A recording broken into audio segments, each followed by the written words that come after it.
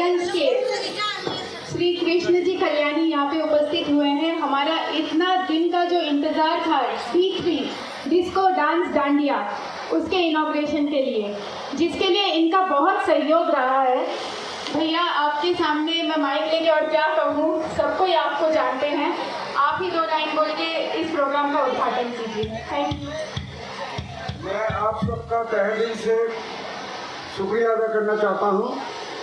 जो बंगाल में जैसे दुर्गा पूजा का धूम है, इस बार उत्सव को हम लोग महाउत्सव के रूप से पालन कर रहे हैं। उस टाइम आप लोग ने नवरात्र को भी याद करा दिया। एक बहुत अच्छा डांडिया प्रोग्राम कर रहे हैं। ये रायगंज वासी के लिए बहुत ज़्यादा आने वाले दिन में उत्साहित करेगा और इस टाइप का प्रोग्राम रायगंज में आने वाला समय में हमेशा होगा, यही मैं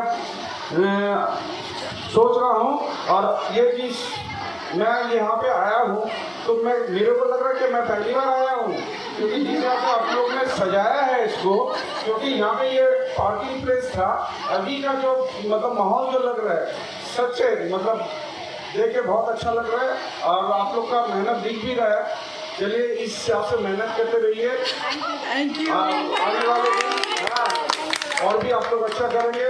और इस बार हम लोग दुर्गा पूजा क्यों स्पेशल है, क्यों हम लोग ये उत्सव को महाउत्सव के रूप में पालन कर रहे हैं, ये भी मैं आप लोग से शेयर करना चाहूँगा।